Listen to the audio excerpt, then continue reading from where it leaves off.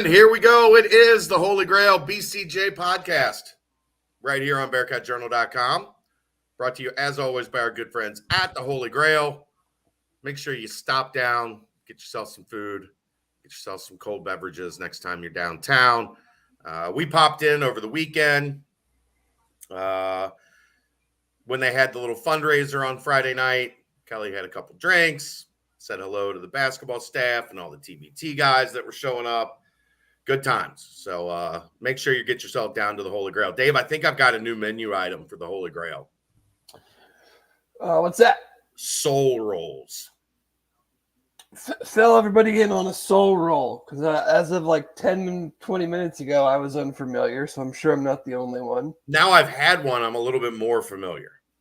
So I found this. I was trying to figure out something to grab for lunch today before I went to the Peach Jam, and checked out Yelp, and this place that's like 7 minutes away was 5 stars with 318 people that have rated it. And I was like, I bet that place is pretty good. So I went there, and they're known for their cheesesteaks. So had to get a cheesesteak, right? Yes. Cheesesteak and fries. And their sweet tea, Dave, they give you in one of these. Okay. I mean, I don't drink that dirty water, but whatever. Well, they had Kool-Aid, too. No. I almost got Kool-Aid tonight. That looks like something that if you got pulled over, you'd have to go through a field sobriety test. Right? This is my my homemade whiskey, officer. I just, they handed me the bag of food, and then they handed me this giant thing of sweet tea out the window. I don't normally interrupt you when you go on your opening monologue, but, I mean, I had to come in on that. And the sweet tea is amazing. Sure. It comes in something like this.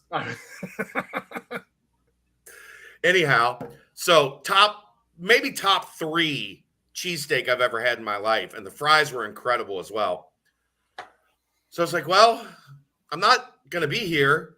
I leave Friday. So I have to eat at this place again before I leave. So I went back for dinner tonight. And I got I got a small order of chicken wings that were lemon pepper buffalo.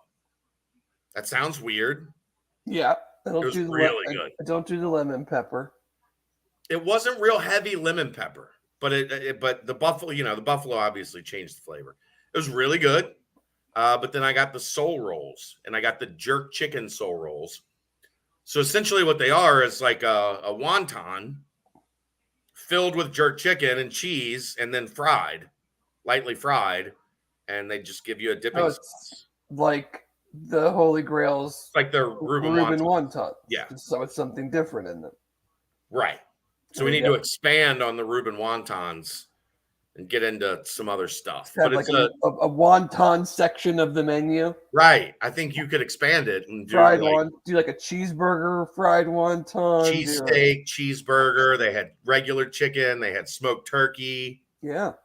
It was pretty good. I think that market is available to own the market on that. Yeah. So that's just my food take from here in Augusta. Hey, they have overtaken Gary's Burgers for the last 12 years. Gary's Burgers has been my go-to spot in Augusta, and I had it yesterday, and it's delicious. Don't get me wrong. And I ate every bit of it and all the fries, which I don't normally do. But yeah, so yeah, you called me and asked me if you should eat it again, and I was like, well, is the other option going to be better? Probably not. It wasn't.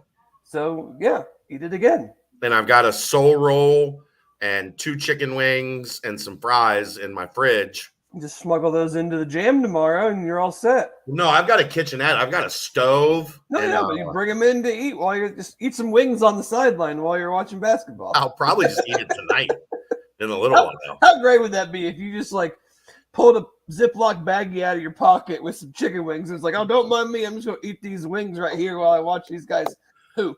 There are few things that, if someone pulled out food-wise that you would, I would laugh harder than, chicken wings are just such a, what are you doing? Why are there chicken wings in your backpack?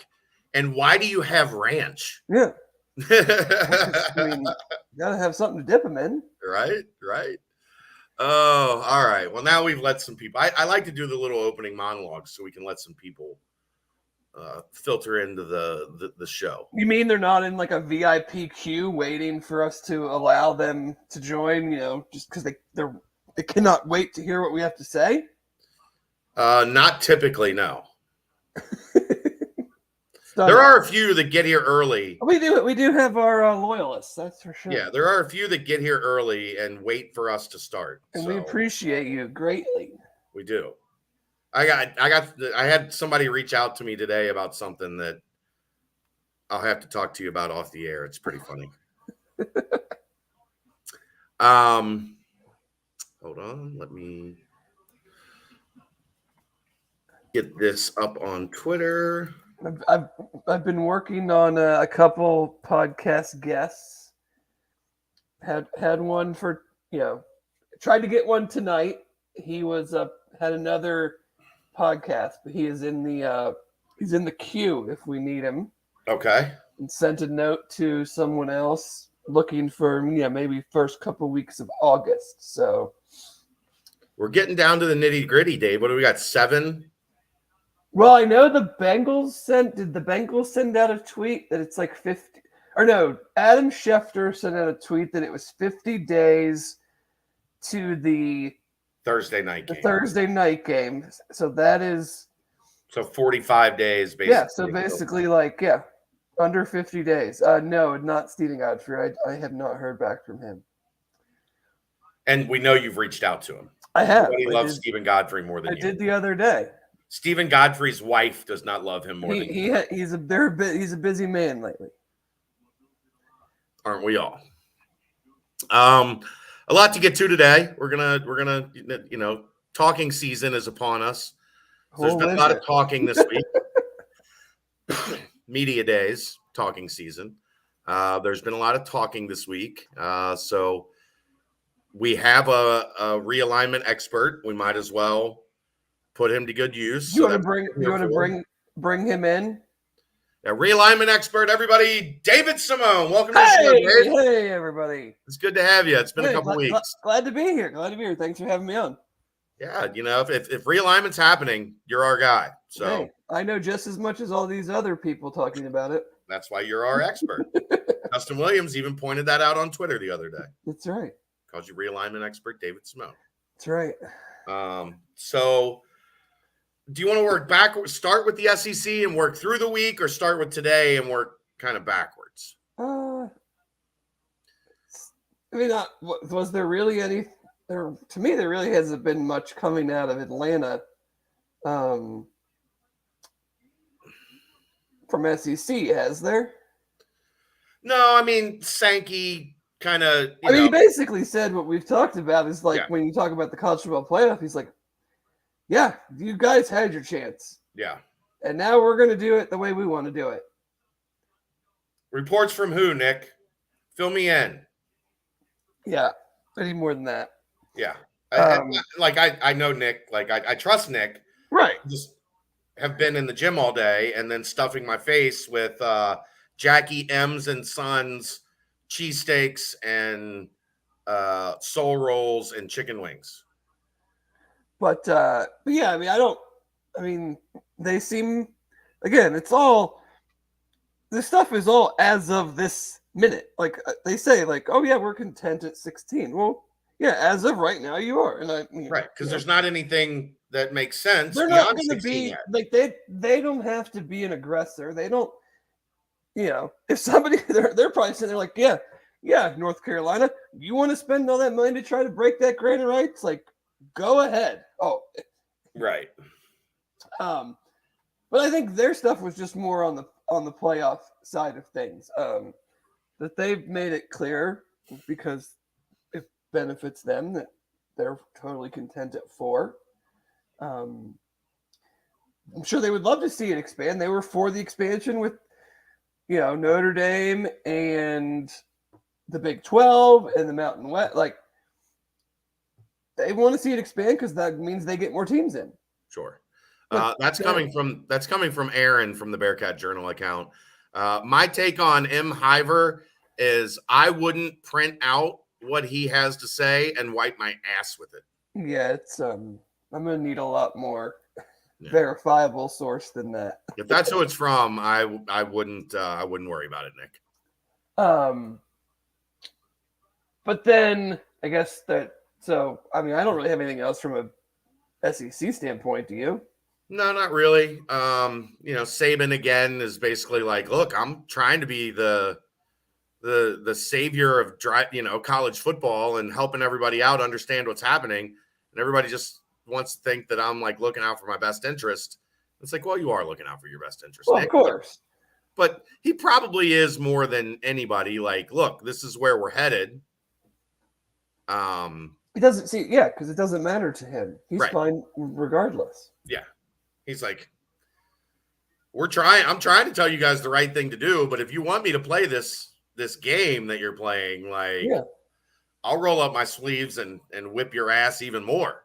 Yeah, it's What about Saban's comments that they need to protect in-state rivalries and in-state games, considering Alabama hasn't played an in-state game out of conference since he joined Alabama? Yeah, but there's nobody in-state in Alabama that really. It's not a rivalry with any of those teams. It would just be charity. I mean, it just seems a silly thing for him to even comment on, much less have an opinion. Not really. On. I mean, they have one of the more famous in-state rivalries in the sport, right? I mean, I would say they have the premier in-state rivalry in the sport. I don't know. Just when you consider that there are no out-of-conference games that they're trying to play. That's not what he's talking about. I don't know. Everything that comes out of that guy's mouth. Ugh. I'm on one today. I didn't get much sleep. Thank you. We're just gonna have Aaron popping in angry. Popping in angry. 15 minutes. Angry. He's already angry dad, Dave. He's had a baby for like 4 days. Yeah, 36 hours, and he's already angry dad. Old man yells at cloud, rabble, rabble, rabble. Aaron, there's a producer job open in the college football podcast world. You should go after it. Who's hiring? The College Football Inquirer. Oh, that's right. Sully's leaving to cover soccer. Well, they probably pay them a lot more than being a producer for a podcast. Right. And he actually gets to like report and be front facing. That pod's taking a lot of hits. Our favorite college football pod has luckily they still have Wetzel. As long as they still have Wetzel, I think they're going to be all right. For sure. All right, let's get to the ACC today. Well, here, let's go. Let's do, because it did come out the other day, the whole like Big 12 talking to the Pac-12. Well, I was going to do this, and then we'll go back and do. Okay, that's fine. I just the stuff today from Jim Phillips. Holy cow, man! Yeah, ACC. That dude is as Jim disconnected as humanly possible. He just said some. Apparently, his opening, statement. It's always kind of like the conference State of the Union. Right. Apparently it went extremely long. 29 minutes, I think they said. Oh my gosh. And, he started getting into the whole kind of the same thing he was saying about their alliance. He talked about it. Of, if we have to sign documents, then we're not doing things the right way, and we look into each other's eyes and blah. And he did have one quote about, that I retweeted about the we did some significant things with the alliance, and I was like, yeah, you killed a playoff expansion. That was very significant. I don't get, like, that man confuses me. It is weird. He, I want to say, I could be wrong, but I think he came to the ACC from being the athletic director at Northwestern.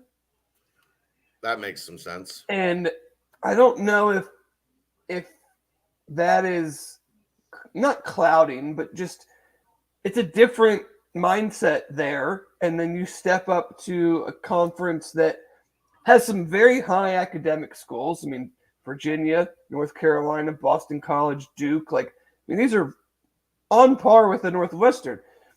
But then you also have some schools that, well, I'm not going to disparage their academics, like, they also are big-time sports schools. And some of his stuff today, just talking about, you know, we don't want to be the NBA light and NFL light. And I'm just like, yeah, it kind of already is, man. And this notion of, he had another comment about where he basically just said, you know, we have to still care about the non-revenue sports. This can't only be about football and basketball. And even if you agreed with that or think that, or even if you have a bunch of school presidents telling you that, like, you cannot say that. You cannot, in the landscape that college athletics is in right now, where it's literally like not free agency, but people are moving around, things are happening, dollars matter. It's very hard then to be up there if I'm a fan of one of those schools and listen to a guy talk about the importance of the non-revenue sports and how we can't become the, you know, NFL, NBA farm system. Like, you already are. And sorry, non-revenue sports don't matter in this world. Like, they matter. Everybody wants to have them. Everybody wants to be successful with them. But, like, it doesn't matter in the way that he's being asked these questions and that he's making these statements. So it just, you know, it just came off as like, I want to be, you know, nostalgic and, you know, almost the exact reasons the way he sounded. And I don't want to paint with too broad of a brush, but like the way he sounded to me is in stark contrast to the way that Brett Yormark sounded, and is why I wanted a commissioner in the Big 12 like Brett Yormark and not just some dude that's been in college athletics for 30 years. Because I'm afraid that is the mindset of some that are still in high up positions, and that mindset is going to get run over in the next decade.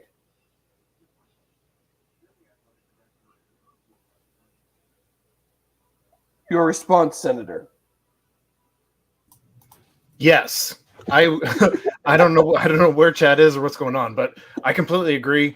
And no, I mean, I've been saying it since Yormark came in. Like, it's a breath of fresh air to have a guy who isn't one of the career. I mean, we talk about this all the time when you talk politics. Like, you don't want a guy who's a career politician. You want, you know, new blood in there, and, you know, try and wreck some of the same old.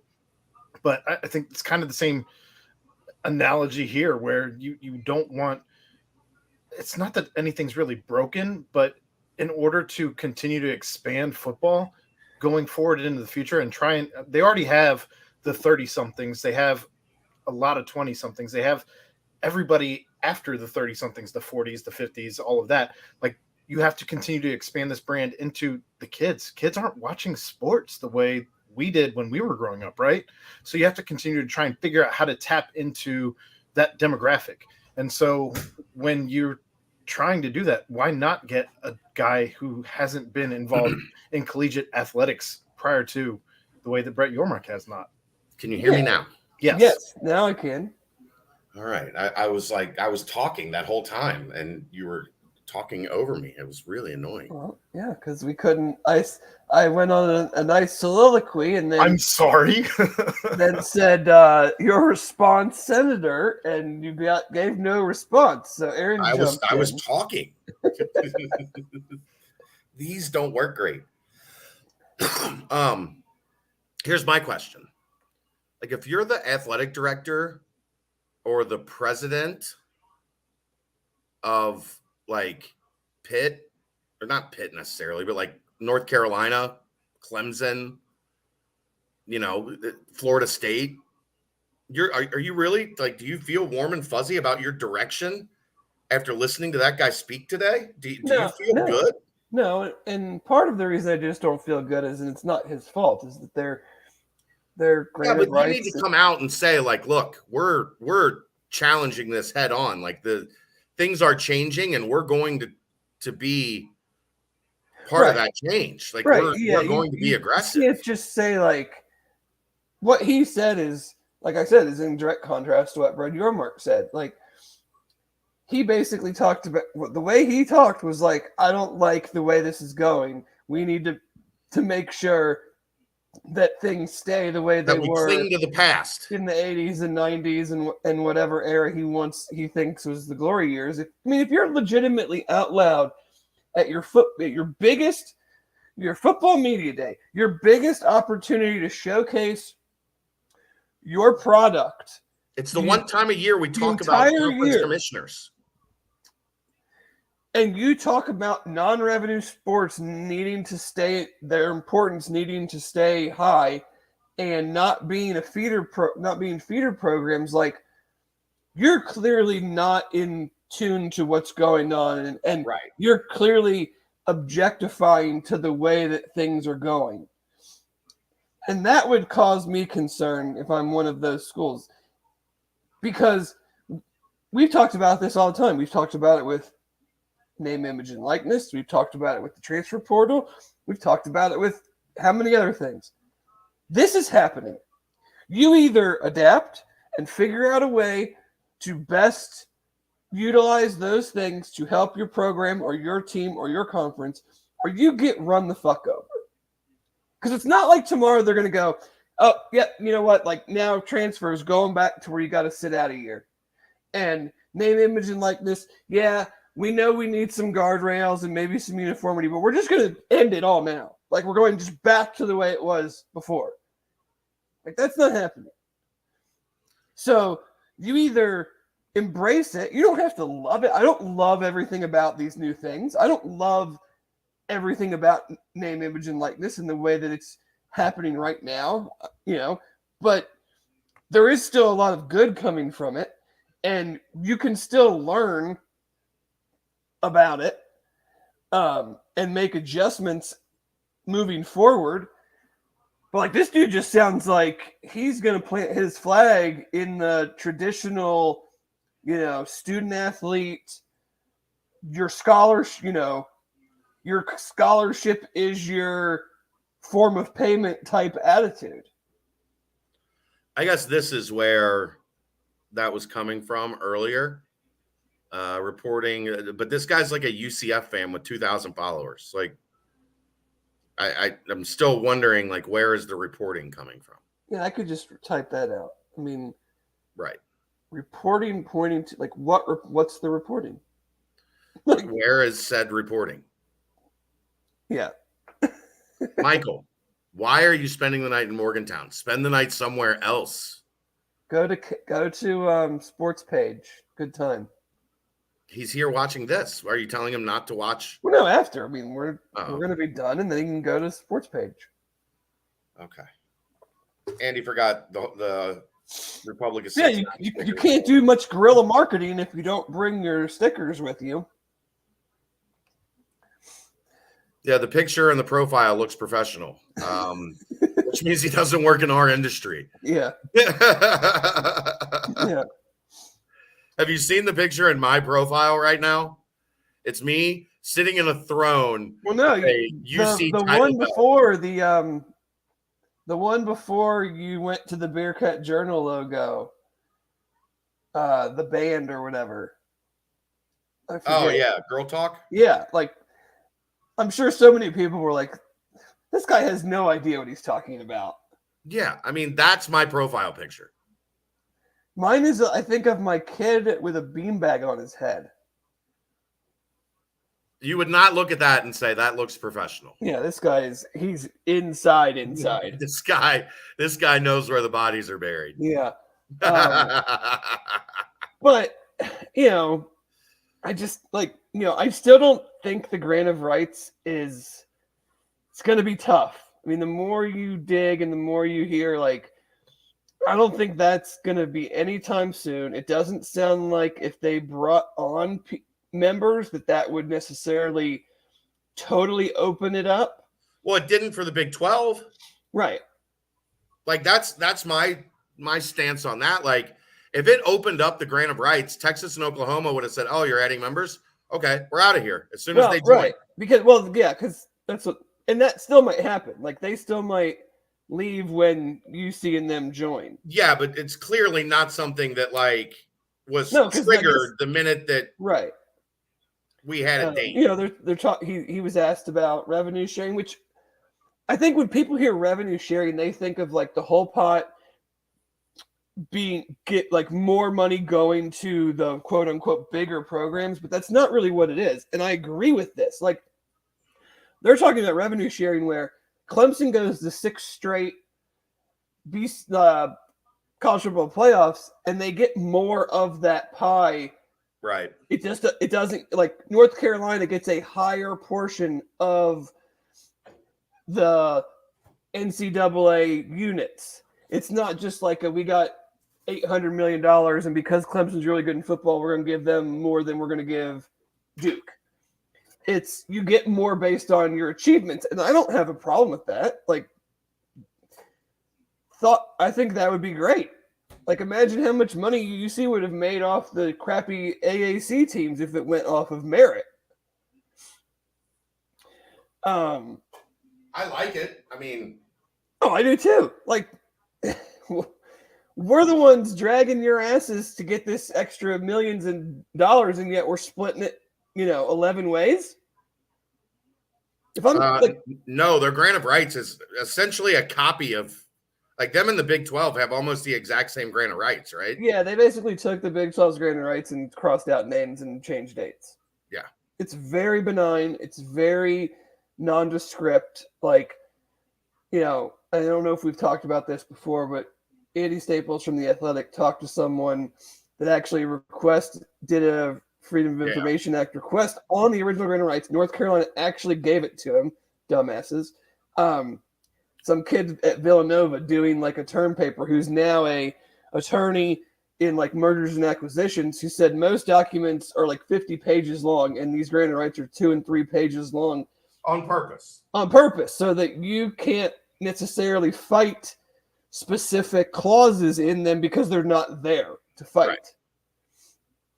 Yes. So I don't see anything happening with those for quite a while. And I think that's why the ACC is so hell-bent on trying to figure out new ways to add revenue to that, because imagine like their media rights contract right now is already not great. And there's 14 years left of it. And yes, it's because of how long it is. Why does it's unbreakable? Yeah. It's because you would be signing over your television rights to the conference for 14 years. Well, you're also paying, I think I read, I want to try to get this right. You're paying 3 to 4 times the conference's value. Right.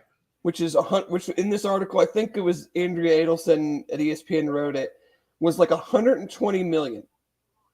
So you're paying basically $500 million if you can get out of it. Plus, it's not great. No, it's just not. It's not something that I think's good. The only way I say only, I'm not an expert. We don't know what's going to happen. It seems the only way that their grant of rights will go away prior to 2036 is if like half the league said we want to dissolve this. Right. But is half the league going to dissolve that because only X number of teams or programs would realistically have another place to go? Yeah. So basically, we'll just say North Carolina, Virginia, Florida State, Clemson, Miami. We're like, we want to dissolve this. What other teams are going to go, oh, yeah, that's cool. We'll dissolve this so you guys can leave. And then I'm stuck here holding the bag where if I keep this thing intact, I have the security of you being in the conference and us still at least getting decent money. Right. So like nobody's going to go along with them to get to the, I can't imagine to get to the number of universities that they would need to just totally get rid of the thing. It would, I mean, at least half, right? I would think so. To get it to dissolve. And yeah, I mean, there's like 15 full members. 14 full members in Notre Dame, right? Is it 14 full in Notre Dame or 15? I think it's 15. And Notre Dame makes 16 Dame, I think, partially. Okay. I don't fucking know. I mean, these. Whatever. So, but, you know, it just. They're going to have to try. I mean, like, you know. But that's the other problem. It's just like, okay, so you want to expand so you can get a new TV deal. You're already at this many schools. Who are you bringing in that is like valuing up your deal? That you're not just splitting it up between more schools. 14 plus Notre Dame. Okay. That's right. Good job. Yes. Thanks, Aaron. It's not like there's a bunch of good free agents sitting out there that they're like, oh yeah, if we had these two schools, we'll get this much more money and it'll make Clemson happy. Like they're just going to be, you know, as they say, cutting the pie up more. Right. That's why the whole Pac-12 ACC thing has been talked about, is because there Never would gonna be happen. right. I don't think so, but there would be like the thought is there would be value in being able to park Pac-12 games on the ACC network, and then you get that 10:30 Eastern time slot. But you got to pay those Pac-12 teams. Yeah, they're not coming for free. So they're not. Yeah. So the consensus seems to be that whatever that value is not good enough or high enough for the ACC to be like, yeah, we'll cut out time on the ACC network where we could be showing ACC stuff to show Pac-12 stuff and not make as much money by doing that. Yeah. I mean, I was sitting in the gym today, like reading the tweets coming from the Big 12, and it's like this, or the ACC, and it's like this is just so tone deaf. It's so out of touch with everything that's happening, and it's fascinating that a commissioner in these ever-changing times would just plant his flag on, like, here's the ship and we're going down with it. Like, did they not pay attention to the Big East? Like, did they? I mean, it's a rough deal. I mean, you're also banking, like, I think Clemson will have a bounce back year to some extent, but like, and I think Miami under Mario will be good at some point. I don't know about this year. Who knows? And Clemson still won 10 games last year. Yeah, it was a pretty hollow 10 games. It was a hollow 10 games, but they weren't. It wasn't like they dropped off the face of the earth. Is what I'm saying. No, but now they have some real questions because of the coordinator changes, and Dabo decided. I mean, their new defensive coordinator was basically an analyst last year. He was like Brett Venables' right-hand man. Wasn't even like a position coach. No. So they're going straight in-house. You know, playing the Clemson model, it might work. I don't know. That was such a dork, man. But you're still, you're still hoping Florida State gets back. You're still hoping North Carolina, with all the recruiting they've done without Sam Howell now, is better. Like, you're Clemson and a bunch of Like, yep. Pitt, wasn't Pitt projected second in the conference today? I don't know. All I know about Pitt is that Narduzzi said that it would be great if they went to the Big Ten because then they could win it all the time. And even though they lost to Michigan State last year. Yeah. What are these people on when they go to these media days? I don't know. Jeez Louise. But JQ's here always. Hi, JQ. Always. Yeah, you brought up the Pac-12, so let's transition to that. Pete Thamel on Monday, right before we went live on the BBP, reporting that the Big 12 Pac-12 merger talks are dead. The merger talks that no one knew about are are dead. I mean, come on. Like this is like acting nice to the kid you're about to beat up at the flagpole after school when it would seem that way. I mean, like I think I said, like this doesn't really surprise me.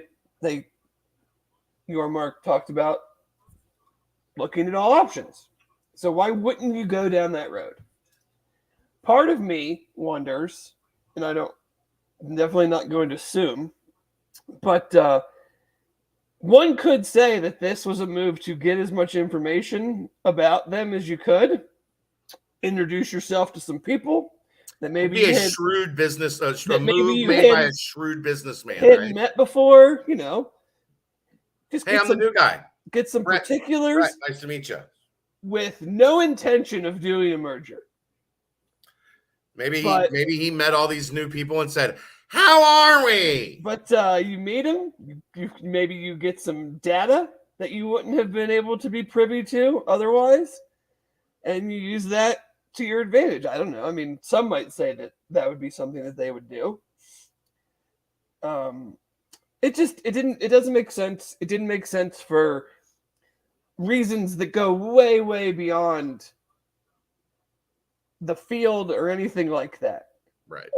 It didn't make sense for the same reasons that the Pac-12 didn't take from the Big 12 last year when they had a chance to. But they should. Now they should have. Hindsight 2020, absolutely. But they should have. But and I think it's a worthwhile conversation of like which one is better, because they both have pluses, they both have huge negatives. On the field, on the court, like it's not close. Oregon and Washington are carrying the weight tremendously for the Pac-12 right now. I mean, if you just took the two conferences, they are the two biggest brands and one of the best markets. But the thing that I am noticing at kind of like just digesting all of this from all sides is, for some reason, I don't like to say a lot, but some people seem to be very nostalgic for the Pac-12 and are coming up with all sorts of ideas or whatnots for why they should merge or why they're better, when a year ago, when this happened to the Big 12, it was, if they die, they die. Right. And I'm also getting this weird, not double standard, but it's just an odd thing I'm noticing, that when we were told, Rutgers, Maryland joined the Big Ten, it's about market.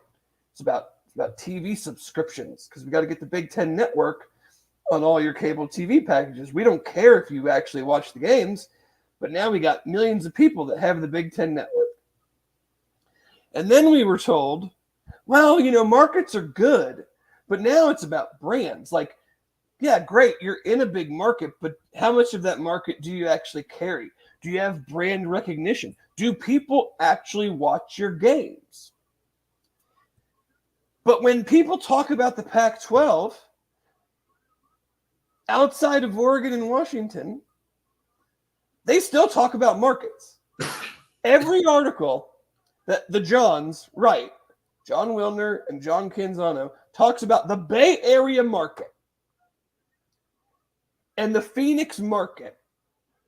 But when you talk about the Big 12, they don't have very good markets. Like the Pac-12 has so much better markets. I thought it wasn't about markets anymore. I thought it was about brands. Like, who gives a shit if Cal is in the Bay Area if they suck at football and nobody pays attention to them? Which one is it, guys? Does the brand matter, and how many people actually pay attention?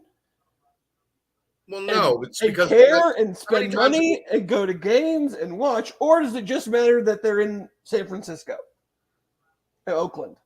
It's because of the same thing we've talked about for a decade plus. It's always about moving the goalposts. Like, you know, we're going to make this argument for this, but then we're going to make, well, but that argument doesn't fit here, so we got to put it in a different package. Right. Wrap it up and present it a different way, even though it's the same tired shit. The thing that just bothers me more than anything is,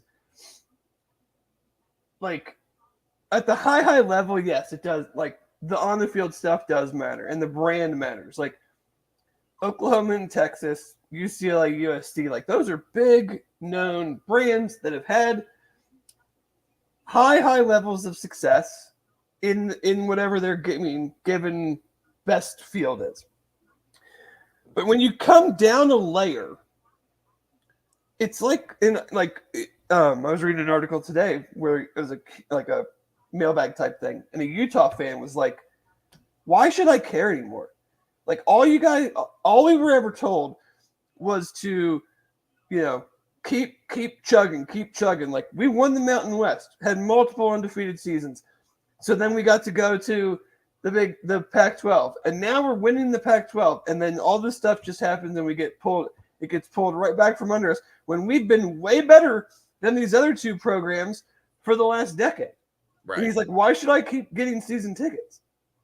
And that's my thing, is like, if the stuff on the field, just or court, whatever, just doesn't matter anymore because you're not in the right market, or you're not a land grant university that was the first school in your state 250 years ago, or you don't happen to have a super rich donor, or what, you know, whatever that might be, like, why should anybody care? Like, college sports are built on, to me at least, like, they're built on, like, yeah, UC is good, and when UC is good, we like watching the whole sport.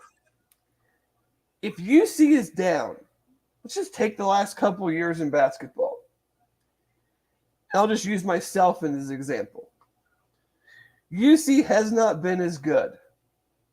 I have watched considerably less overall college basketball the last couple of years based solely on UC not being as good. So if you're a Washington State fan or a Virginia Tech fan or a Purdue fan, like, if your team's not really, really good, why do you care to watch the sport as a whole when you see what's happening with, you know, it's just becoming what it is. Right. And I think that's where, you know, it's not a conference's duty to, like, they need to do what's best for them. But it is causing a cause and effect that, like, yeah, we're getting huge and we're doing great, but, like, the sport as a whole is suffering. Like, the whole there's a West Virginia fan that talked about it. The whole West Coast outside of Oregon stinks at football right now. Like, legitimately stinks. And with the UCLA and USC going to the Big Ten, like, who is paying attention out there? The Pac-12 title game this year, Oregon and Utah. So two teams that are still in the Pac-12, not USC, not UCLA. And the Big 12 title game, Oklahoma State, Baylor. Not Oklahoma, not Texas. All the programs that we've been told matter played in their conference championships. The Big 12 title game almost drew double the ratings that the Pac-12 did. Yeah. Now, the Pac-12 is on a Friday night, which why the hell, you know, is that? It's a pretty interesting game, though. The Big 12 is on, right, it's still Utah, Oregon. The Big 12 is a Saturday afternoon, you know, whatever. Or noon game, actually, because it ended right when the UC game started at 4. But like they did an 8 in the Pac-12 game, did a 4.2. So you can talk to me about markets and all that shit all you want. There's the numbers, man. Like your two quote unquote best teams that were not used and also not USC booing up your ratings did half as good as teams in Waco, Texas, and Stillwater, Oklahoma. Right. So now that was a great game, but it's the conference championship game. The game itself, like more people didn't. It's always going to matter. What I'm saying is, like more people didn't just 2 million more people didn't start watching in the third quarter because it was a close game. I mean, probably true. Because it wasn't that great of an actual game. It was a compelling, wild ending, but it wasn't this like back and forth crazy game that you're texting your buddy like, "Hey, you got to put this game on." Right. It wasn't 48-45 in the fourth quarter. Baylor came out to a big lead, so that was a surprise, and Oklahoma State incrementally came back and then had a chance to win it at the end. But, so that's just what I want to ask one of these people that is shilling for the Pac-12. Like, which one is it? Yeah. Is it brands? Because Oregon has a great brand, but they still don't draw that much from a television standpoint. Seattle is a great market. The Bay Area is a great market. Phoenix is a great market, but their brands in those areas don't matter. So which one is it? Which one's the important one? Because you can't have both. You can't say one is important. No, you can't have both because that's how they do it. That's what I'm saying. Like that's why I would like to ask. Like you can't tell me that the market matters for the Bay Area, but then shit on the Big 12 teams because they're in states that don't have a lot of people, even though it matters way more in those states than it does in those areas. Right. They want to have their cake and eat it too, Dave. Mm-hmm. All right. You got anything more on realignment? I mean, Mac Rhodes talked today. AD of Baylor was on with the what is that called? Sports 365 or Sick'em 365. Sick'em 365. I mean, basically said a lot of the same stuff. Said that your Mark said, like, we're gonna be the, you either do the getting or you get got is basically what he said, and we're not gonna sit around and that. I don't think that necessarily means like we're just going to expand for the sake of expansion. I think it means like we're going to evaluate everything. Kind of like the open for business comment doesn't just mean we're open for business to poach another conference. Right. He said nothing's imminent, which of course he is. I think the next couple of weeks will be big because the Pac-12's exclusive media rights ends on August 4th. And I don't think it will go to that moment. I think something will start to come out next week about what ESPN or Fox, doesn't seem like Fox is going to play at all with them, but right, what ESPN is willing to pay them. And I've said on the show previous, like, if I'm them, I'm not doing anything until I at least know. But if that value comes back and it doesn't seem good, then I think you can start to see some things. And I think these people, these schools, these boards, whatever, they're having meetings, they're having phone calls, just kind of getting their ducks in a row. Like, okay, what's our number? If it comes back at this number, are we content to just sit here at 10? Or if it comes back at this number, are we ready to make the move because we've talked to the Big 12 or we've talked to whatever? But that's kind of the next thing to me. Like you at least get an idea because like if the partner that you already have isn't going to give you a lot of money, why is a different like? Right. I guess I don't understand. Like, if ESPN is only going to give somebody X dollars I mean, I could be totally wrong about this, but like, why would NBC jump in and be like, "Oh, we'll give you double that"? Yeah. If ESPN won't do it, like, I don't see the value. Doesn't make a whole lot of sense. No. They might give you a couple more dollars, but I mean, Right. but then you'd be almost more willing to just stay with your current relationship. Yeah. Why go hit the open market when you're content with where you're at?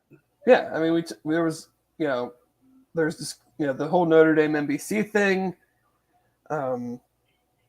Reports that they want $75 million.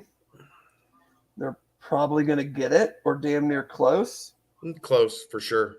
That would be a big jump from where they're at now, but I think their property has tremendous value, and NBC, I think, wants to play more in this space. We kind of talked about on the board the other day their interest in shoulder programming, and I think it makes all the sense in the world for the Big 12 to try to jump in on that because the Big 10 is, elbow deep in with Fox. So the Big 12 is not likely getting any big noon kickoff games. Right. But you still want that relationship, Fox, FS1, all that stuff. It's hard for me to imagine that they would get more than one, maybe two big noon kickoff games throughout the year. Like that's going to they've really, really dove into that pregame show, which I think is way better than game day. And that whole, we're going to own the noon time slot. We're going to have marquee games in the noon time slot. So now you're going to get USC at Ohio State, noon. UCLA at Penn State, noon.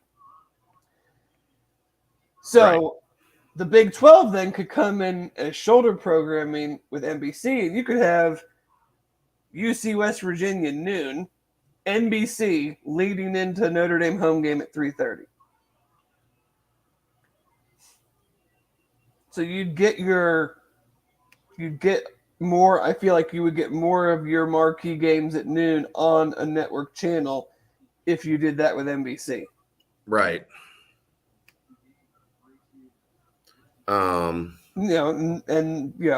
They obviously want to keep expanding Peacock too, which would basically replace ESPN Plus. They already put one Notre Dame game on there last year. That didn't go over great. Well, no, but it's the same way that when ESPN Plus started putting games on there, it didn't go over great. But what are your options? Right. You're right. All right. What else you got on this? Anything for now? No, I think we're kind of in the. There always seems to be some ridiculous thing that comes out each day, but I don't think any of it matters until you hear what the Big 12 has to say. Or not what the Big 12, what the Pac-12's TV situation is.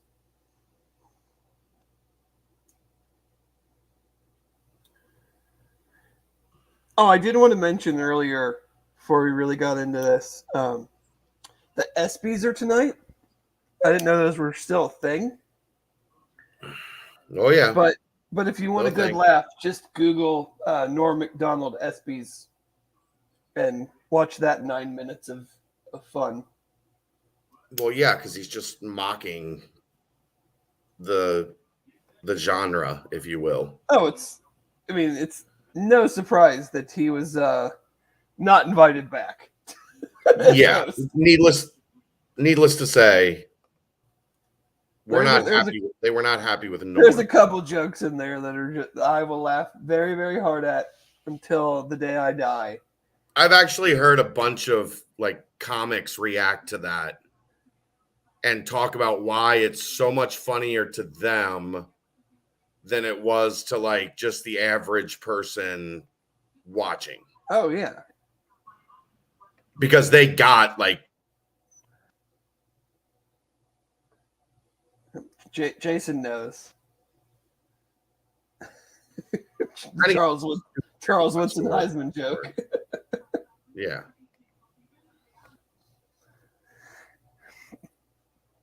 But yes, so what's next on the agenda? Should we talk some hoops? Do you have any more football? I don't really have anything left on the football side of things. Me neither. I mean, if you want to knock out like your thoughts on an opponent this year, you're more than welcome to do that. No, let's go to what you saw today, what you're hearing, things of that nature. Not a lot of hearing today because in Nike's infinite wisdom, when the coaches arrive, the media is treated like a infectious virus, and we are not allowed anywhere near the coaches.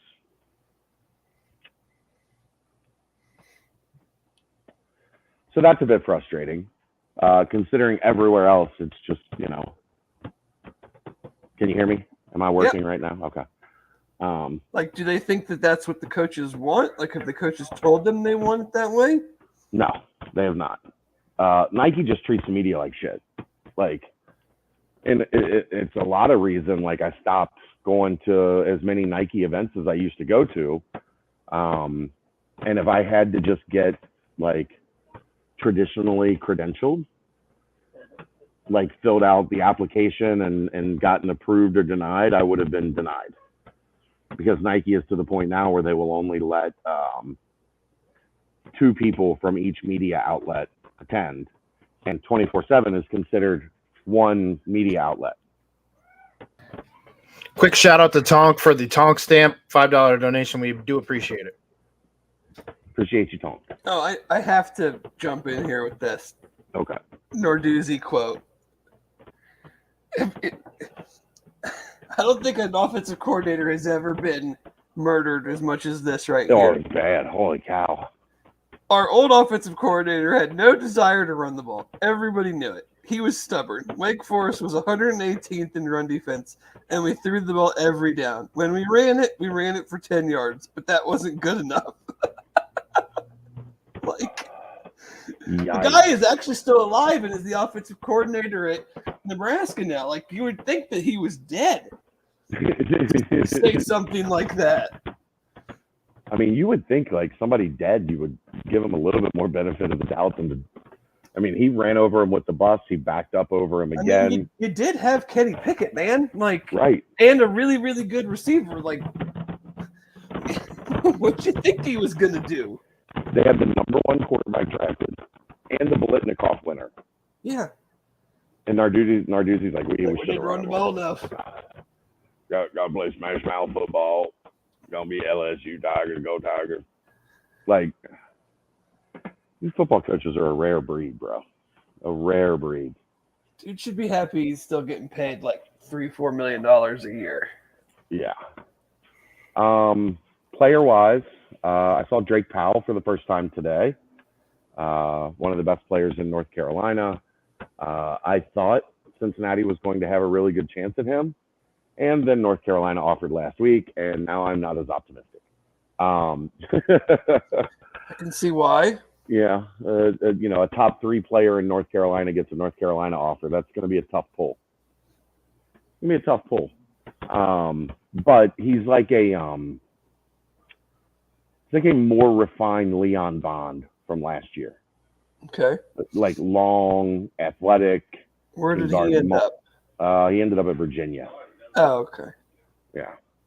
But one of those guys, like,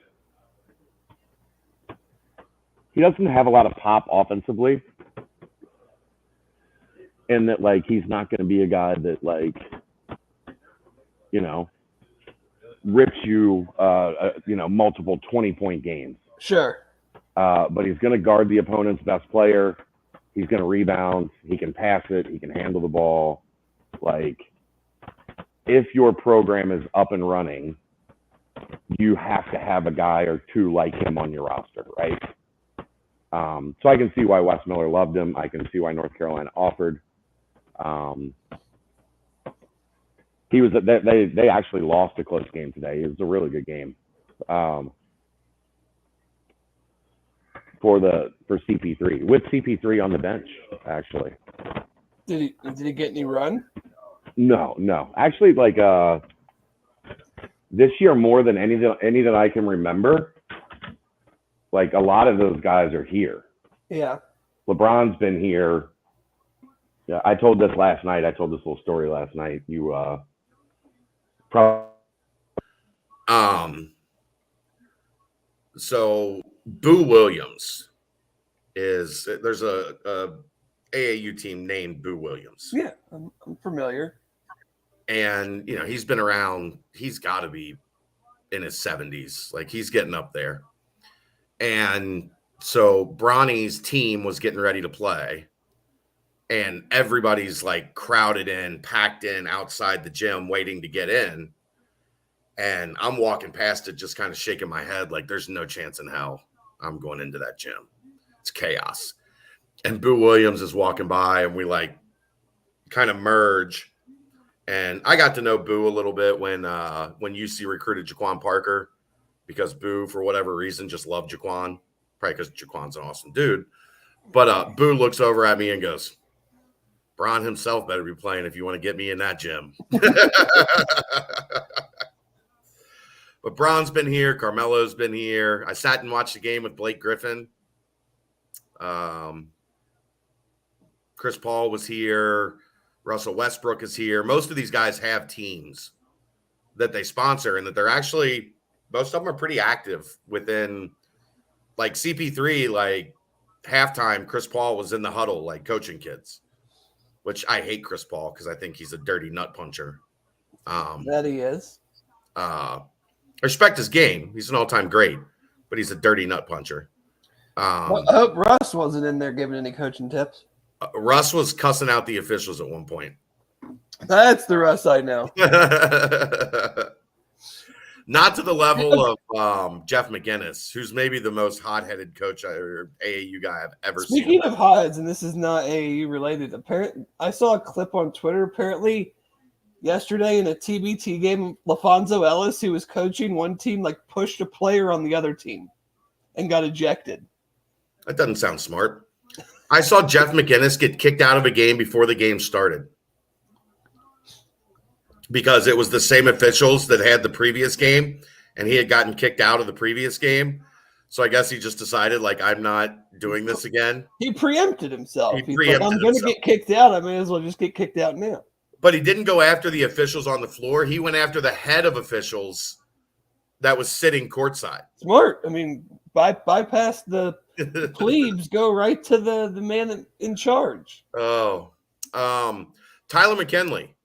Really positive stuff from Tyler McKinley tonight. And I talked to somebody close to All Ohio Red, and they shared the same sentiment. Like, when he went up to 17 and under, the first couple games, he was overmatched. Like, you could tell there was an adjustment that was happening in real time, and he wasn't used to the length, and he wasn't used to the athleticism. And, he's been in that mode in 16 and under, like, where he can just get the ball off the rim, go coast to coast, and, like, have his way with 16 and under kids. And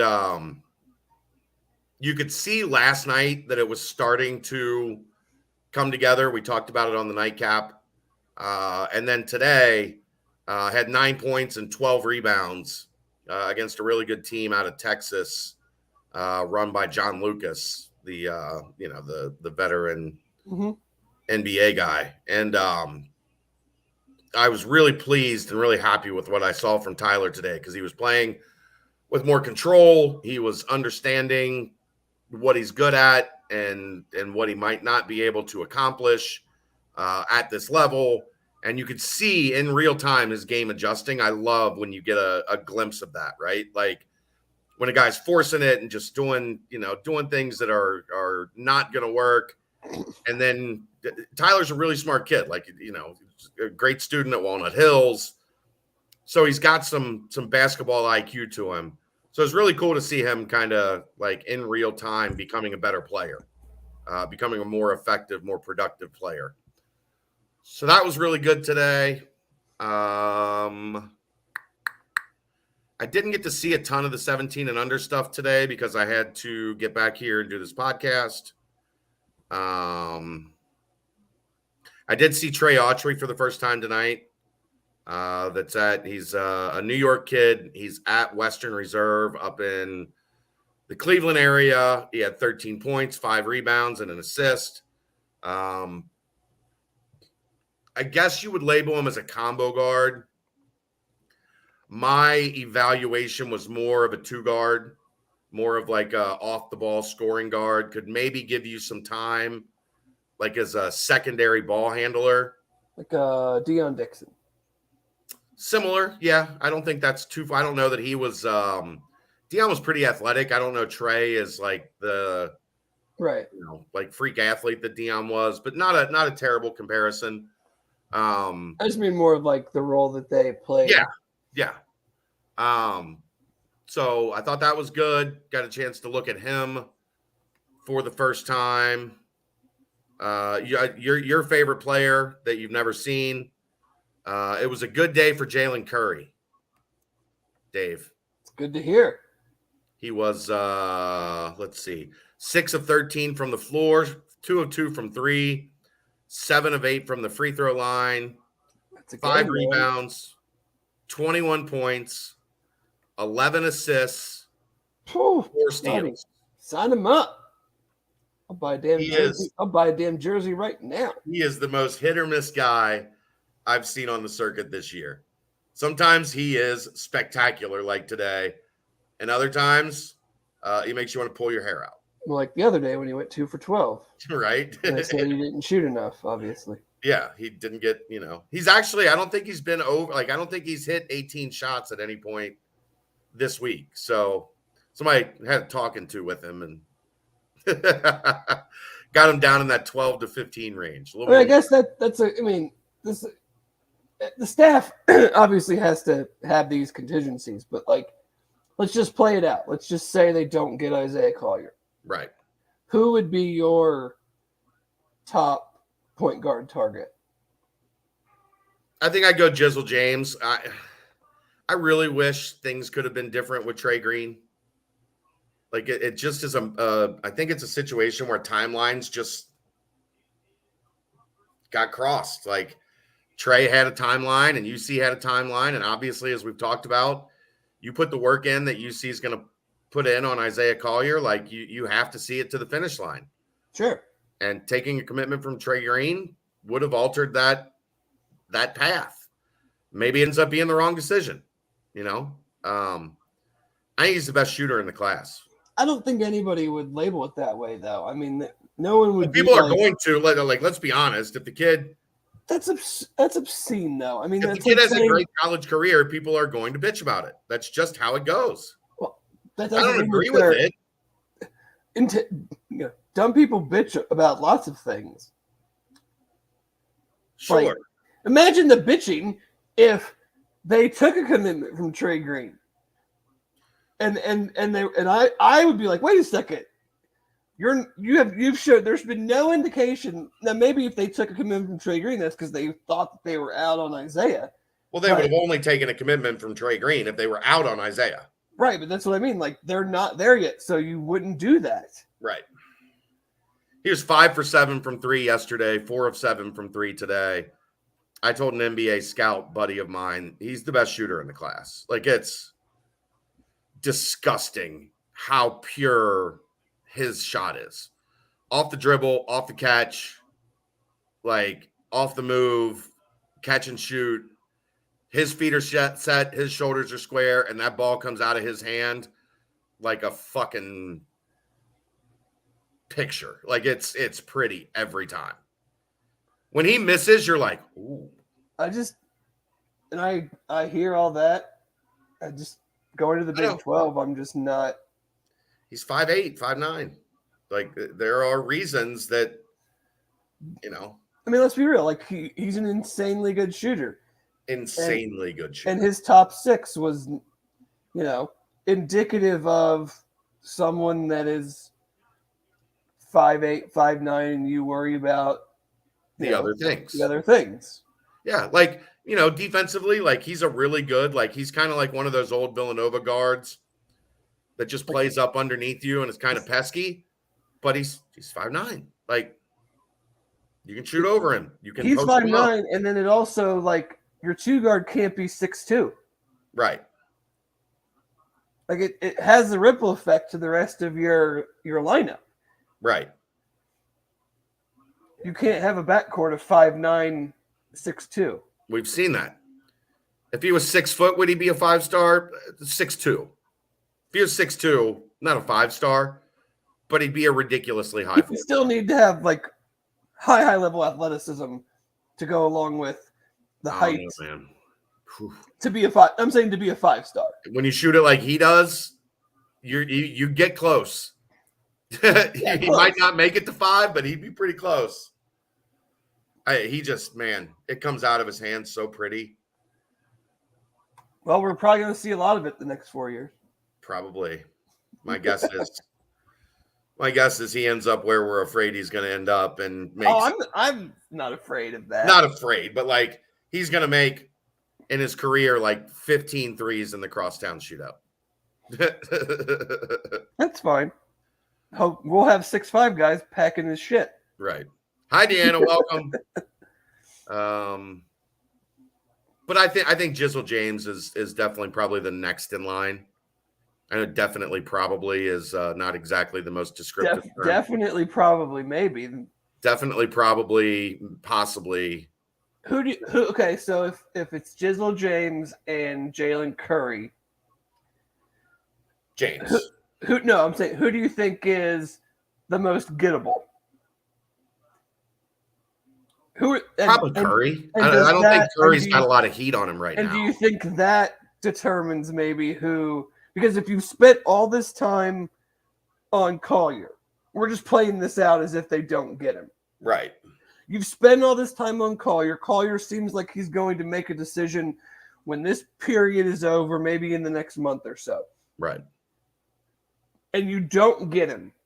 Do you then not want to play that game again in the fear of then, okay, say Jizzle's not close to making a decision, but he's your one.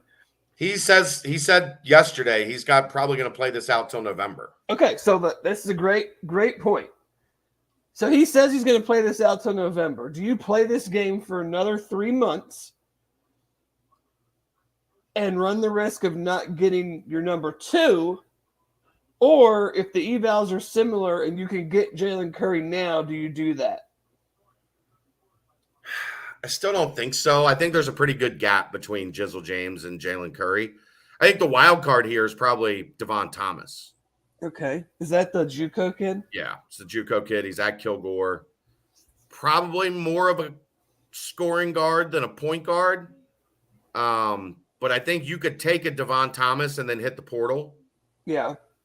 And go find like a stopgap point guard for you to get to 2024. And then you refocus and go try to find you a high-level point guard in 24. Yeah. I'm just trying to No, I know. I'm walking you through the information that I have, like piecing together what I think is likely or not likely. My guess is Curry's probably a little bit farther down the board.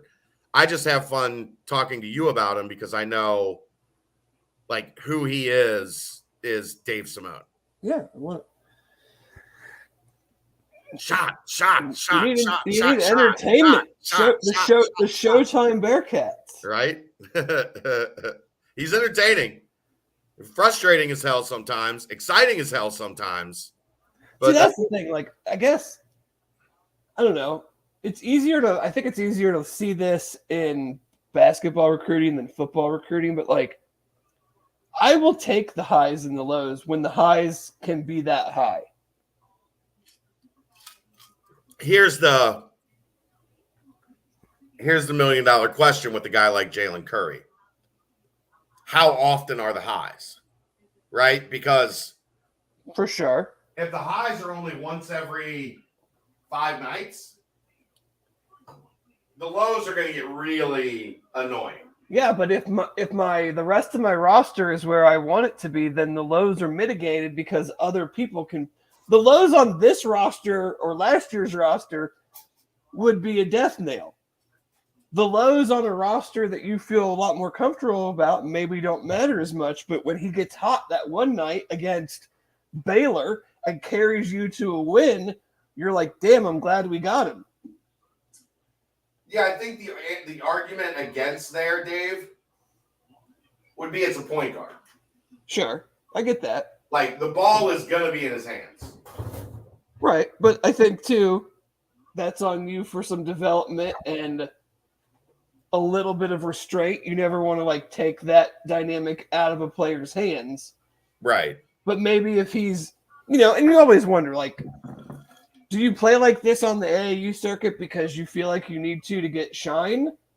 And then when you get on a team in college that has a bunch of other high-level dudes on it, does that element kind of fade a little bit, knowing that I don't need to get looked at anymore. I don't need to carry the load anymore. Like, I have the ability to take over a game if I need to, but I trust my teammates, and it's just such a different dynamic once you get to school that maybe he doesn't have to feel like he has to play that way. And then it's on the coaches to talk to him about it. I mean, I don't know. I'm just thinking of, these are totally unfinished products, and sure. And that they're playing different now than they play. The mindset is totally different now.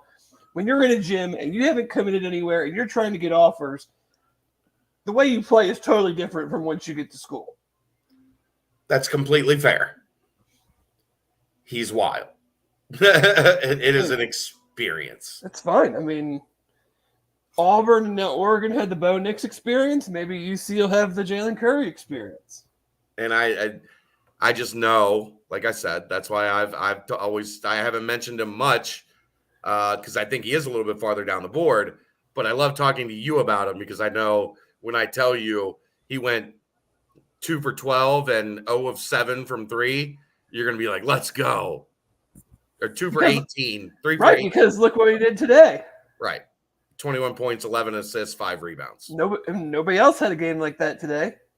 Nobody or very, very few. Yeah. I'm sure there's a couple. Yeah, but to be a point guard and have 21 and 11. It's a pretty good day. In an AAU game, like. Yeah.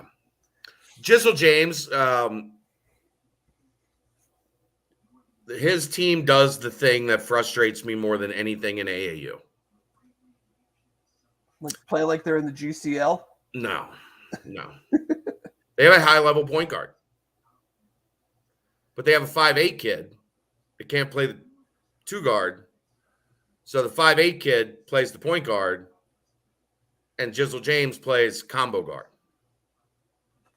And that makes me want to run my head through a wall. Well, yeah, because we've talked his best attribute is his toughness and getting to the basket.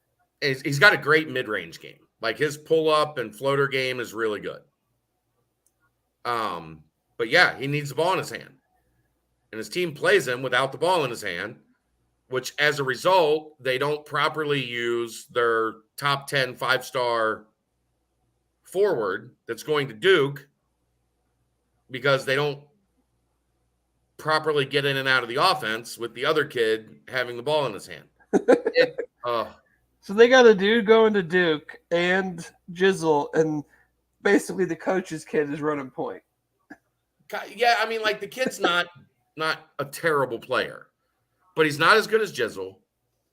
And if you play him off the ball, then he's a 5'7" 2 guard that can't shoot. So you have to put the ball in his hands to get your 5 best players on the floor, right? But your team is nowhere near as good as they should be because you're putting the ball in the hands of the wrong. It annoys the shit out of me when I have to watch it. Because normally you're there to see a point guard. When there's a rebound. You want to actually play point. When there's a rebound and the ball is outletted, your eye goes to, all right, here we go. Let's see what we got. And then it's this other kid. And you're like, and you look, and there's the guy you're trying to watch. I know he gets smaller every time I talk about him because it makes me more and more angry every time I talk about it. Earl Boykins playing point with now the next thing you know, there's a 5'3" guy with the ball in his hand, and Jizzle's standing on the wing.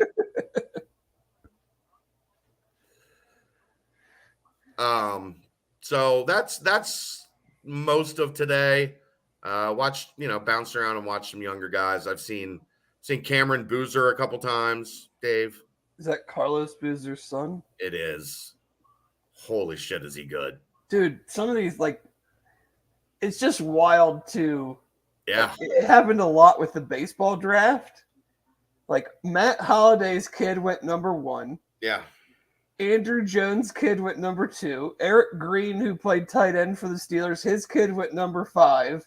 Like, just dudes that I'm like, what? It seems wild that they have, like, kids getting drafted. And the first game I watched Monday was Cameron Boozer against Aaron McKee's kid out of Philly. I mean, Boozer's going to Duke, right?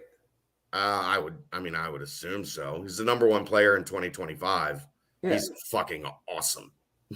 He's a grown ass man. He's a freshman in high school. You're going to be a sophomore. So the way this is set up, like the 15 and under kids play at 11 and 12:30. The 16 and under kids play at 2 and 3:30. And then the 17 and under kids play the next 3 time slots. And like, I knew this walking in. Why is he playing on a 15U team? I don't know. He shouldn't be. He should be playing at least 16 and under. But anyhow, like, you walk in and you're like, all these kids are 6'7" and like 190 pounds. I thought it was a 16 and under game or a 17 and under game. Like, no, these are freshmen. They're going to be sophomores in the fall. Like, what are we feeding these kids? What the hell is happening? Dude, my friends and I joke about it. Like, I graduated high school in 2000. So, I mean, it feels like forever ago, but like, we talk about it when it comes to football. And like, my buddy coaches at Springboro, and he's telling us that like every guy on their offensive line is like 270 or bigger. Yeah, 270. When we played, like, he's 5'9" and was like 255 and played nose guard. Like, right. Like, kids are just like, I mean, like, it's ridiculous. I mean, I don't know that I grew up with anyone over 275. 22 years is a long time, but it's just like, it's a ridiculous amount of like comparison to just the size of the high school kids now versus when we were in high school. If Aaron McKee can make it to 2025, Temple's got a chance to be pretty good. His son was sick. Will Temple have sports by 2025? Maybe not. But wherever he's coaching in 2025, getting a good one. He was a lot of fun to watch. I watched Cooper Flagg, who I'm convinced was incubated in a Duke laboratory. He's 15. He's 6'8". He's from Maine. And goes to like a prep school in Maine. School, yeah. Yeah. And he's like super skilled, can pass it, can shoot it. I was like, we're letting Duke get away with like just creating humans now. Making players. Stashing them in Maine and just waiting for them to. The next Chet Holmgren? No, he's not. He actually had some good. He's not that big. That's the Gonzaga factory, and that one's not fully up to speed yet. Like, there's still a couple glitches in the system. Like, let's make his ankles bigger than a Sharpie. So yeah, that's the Peach Jam so far. So is this the last event of the season?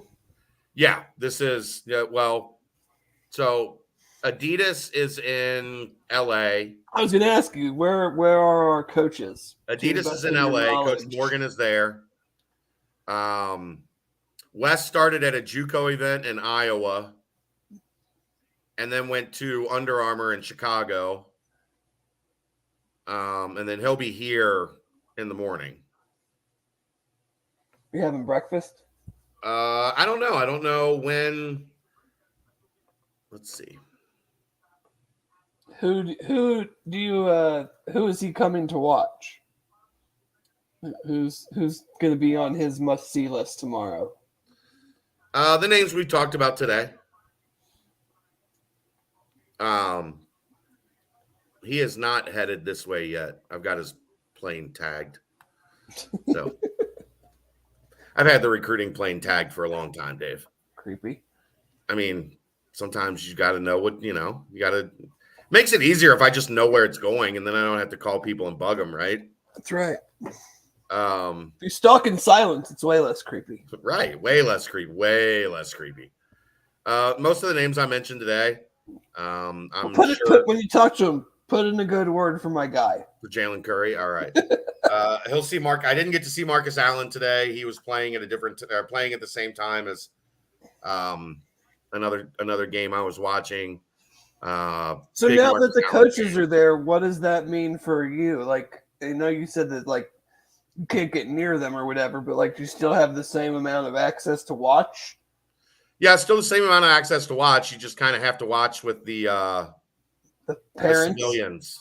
Yeah, you got to watch with the. So they'll let like me in just as a fan, but they won't let people that run a site in. Right. Well, you can buy it. Like you can come here and pay to get in $20 every day. Oh, okay. But as like a credentialed media person, they limit that. Yeah. Luckily, I've just been doing this long enough that I know people. There you go. We're not the number one. We're not the number one source for Bearcat news by accident. I've only seen one other team site guy here.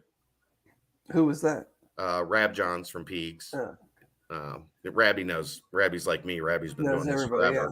So if you know everybody, you can figure out a way to get shit done. But if you're one of the guys on your way up, $20 a day at the door, and you're there. Like if you leave and you come back, that'll be another $20, sir. What? Yeah. They're printing money down there in the Peach State. Oh man, there's so many people here too. Today was annoying how many people were in that building. I tend to go, so they have two new courts that when you first walk in, there's like a gym on the right, a gym on the left, and those are like traditional. They kind of look like high school gyms. And then when you walk into the older facility, like where we've been coming for years and years and years, the gyms are pretty small, but then there's a walking track that goes around. Yeah, and everybody just stands up on top. And I just stand up on the walking track because that way I can get in and out of the gyms faster. Like today, they were limiting who was allowed into the gyms because there's so many people there, and it's only Wednesday. Like by Friday, thank God I'm leaving and I'm going to be driving home. By Friday, that place you're not going to be able to move, man. It's going to be absurd. So, we'll timestamp a little Peach Jam talk there. I'll give a nod to our old friends, Urban Artifact. I got my second shipment today. Kelsey was like, "Dad, you got a huge delivery." I was like, "Open it up." She's like, "It's Urban Artifact." I was like, "Oh yeah, by the way, tell your mom there's my second shipment of Urban Artifact coming." Forgot to mention that. So I'll give Urban Artifact their timestamp. So there sounds like they are going to put a time cap on the transfer portal, which is what we've kind of discussed in the past. I mean, there already kind of was one. Right, but they're now proposing limiting inbound portal entries to 60 days per year. Will likely go into effect next month, effectively closing the portal until December. I'm confused. Yeah, I don't really get it either, but so you're only allowed to take inbound portal limiting inbound portal entries to 60 days per year. So does that mean they're going to a system where kids can enter the portal whenever they want, but schools are only going to be able to take them? A 60-day window to decide where they go, I guess. And then you're going to that's going to have to be broken up, right? Because there's going to be a window in the spring semester and a window in the fall semester. Here, let me see if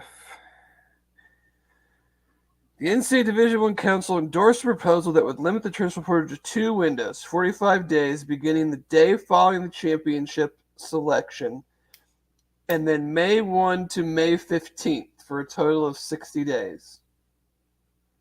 15 days in the spring, and that's it? For the 2022 season, Championship Saturday is December 3rd. Selection Sunday is December 4th. So December 5th would become Portal Monday. The portal would remain open through January 18th. So December 5th through January 18th. Which is about right, because that winter... That's when basically most people's spring semester / quarter would start. Right. And then close until the end of April. In theory, any players entering the portal on any of the other 305 days in the year would need a waiver to become eligible for the following season.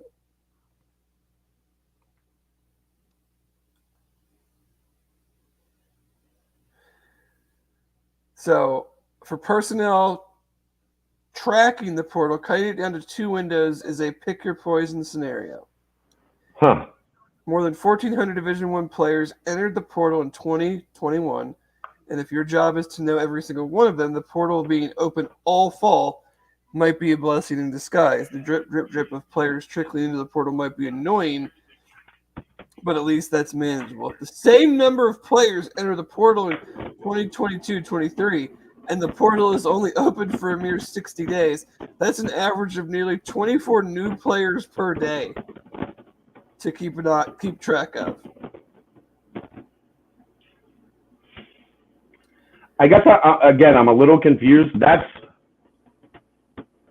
the windows when you can enter the portal, or that's the window when a school can take you from the portal? I think both. You can enter the portal from the day after Selection Sunday until the semester. My point being, when you get to the spring and summer, right? Like, as we saw, that, like, what if a guy enters on the last day? He's got to commit immediately. Yeah, I don't know. He doesn't have time to find a reason, because of course, the Transformation Committee's thinking, the brain behind this proposal, is that closing the portal until the Monday after the regular season ends would protect players from themselves, barring them from a rash decision with long-term negative consequences. That may very well happen. But December and January were already the busiest months on the calendar. Those already busy months could become even busier now. Additionally, schools that accept 4-year transfer students receiving financial aid will be required to provide financial aid to the student athlete through the completion of the student's 5-year period of eligibility or graduation, whichever comes first. Unless that student transfers again or enters a professional draft. Right, yeah. Huh. That can't be when you can take. The student would continue to count against the roster and financial aid limits unless the student is medically disqualified. Exhausts eligibility transfers or enters the professional draft. A lot of back injuries coming in college football. Yeah. Oh yeah, you're medically DQ'd. Sorry. Mm-hmm. Oh, that ACL surgery you had 3 years ago all of a sudden went bad. Yeah. Yeah, I mean, the headline is, instead of being open 24/7, the portal will soon be open for business only 60 days a year. I'm sure more will come out about this. Yeah, I can't imagine that limits when you can take somebody. It's just you have to be within the windows that you're allowed to enter the portal. Yeah, I think that, like it said, it keeps you from the portal being a constant thing. Right. Of these 5 guys entered on October 3rd. Now 4 more guys entered on October 4th. Like, now it's just going to be 212 here's when you can guys. Enter the portal after the season for whatever that ends up being, like roughly 45 days, and then these 15 days later on in the summer. But I think you can decide where you want to go whenever. Anytime. Yeah, anytime. Okay. That's the way I was just going to say, like, that would be pretty shitty, like, if, like, the kid entered the portal and had, like, okay, well, something happened and he had to transfer, and he's got like 3 hours to pick a school, or then he has to file for a waiver. Right. All right, that makes a little bit more sense. Yeah. Aaron, let's talk about that tonight on the nightcap. We'll expand a little But bit. it is going to be hell on the recruiting departments. Oh, yeah. Like, imagine how many dudes are entering the portal in that gap in December and January. Well, yeah, I know, like, just like from being around it, like how hectic it is on a day when there's like 15, 20 guys that enter the portal.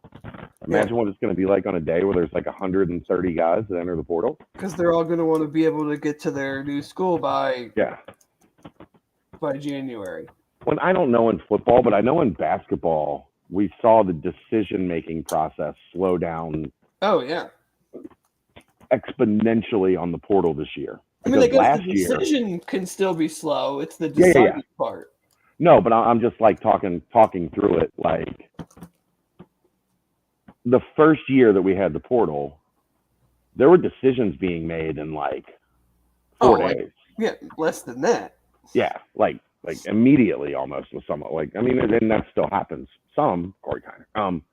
But like we saw this year. Like all of a sudden kids are like, all right, like I'm going to take my visits. I'm going to, this is my second time dealing with this. Treating it like a true recruitment. Right. Like it's still abbreviated, but like more like a true recruitment than what we saw year one.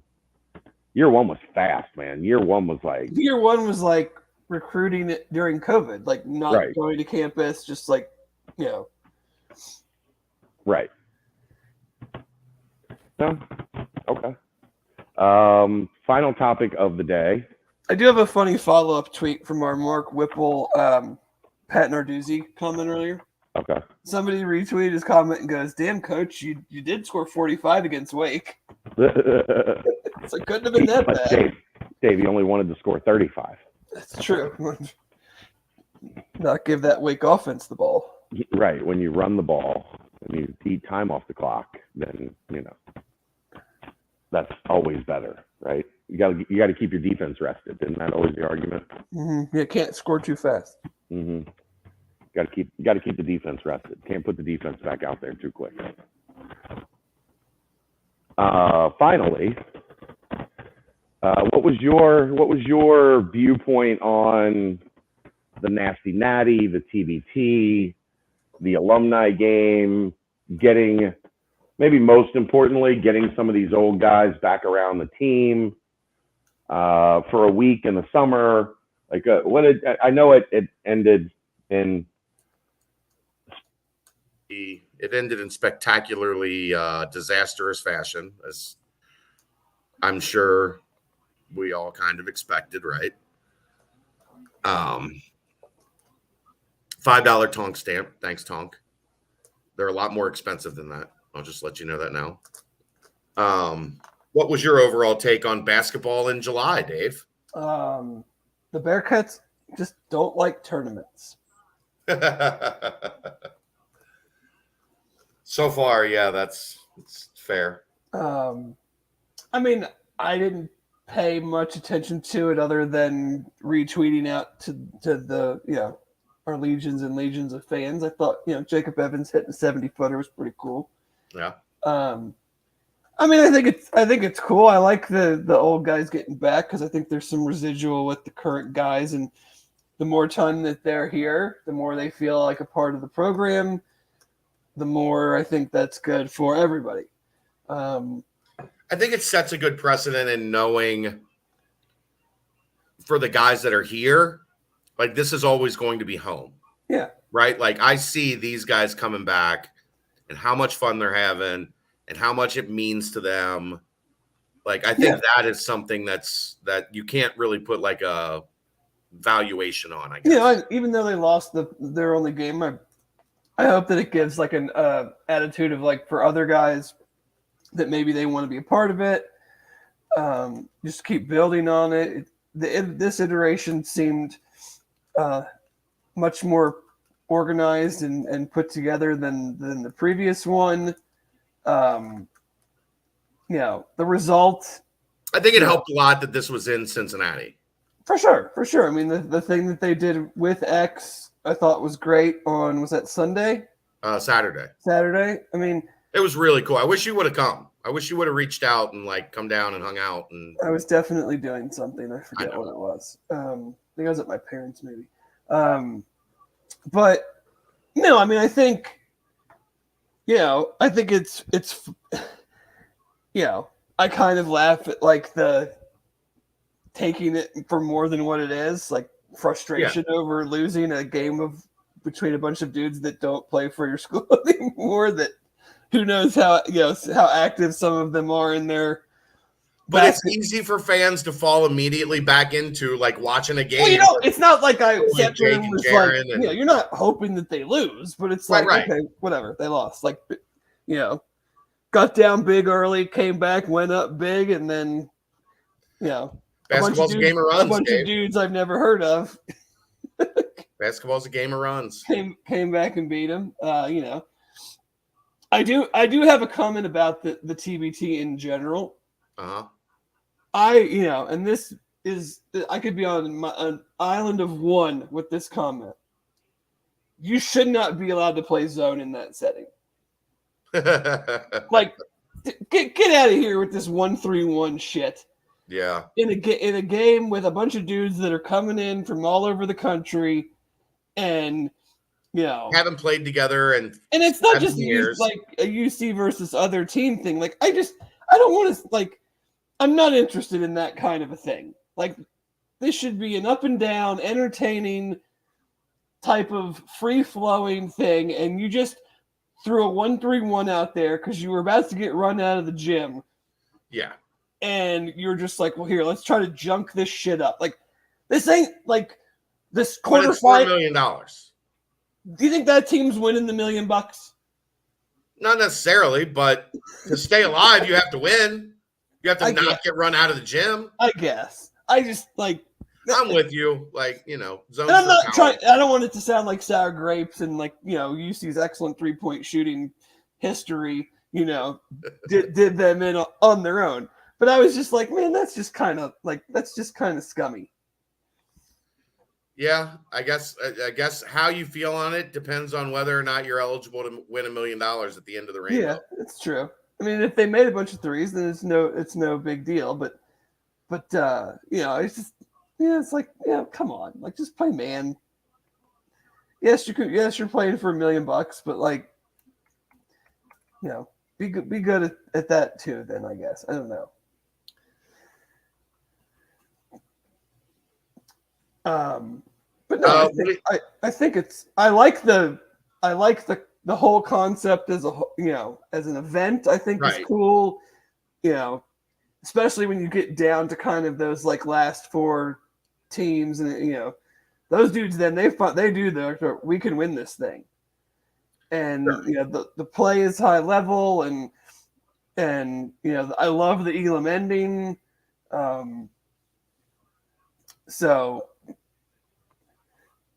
the whole concept and event, I think, has gone a long way over the last couple of years too. I enjoy it, and it's nice to have some hoops like that in the summertime.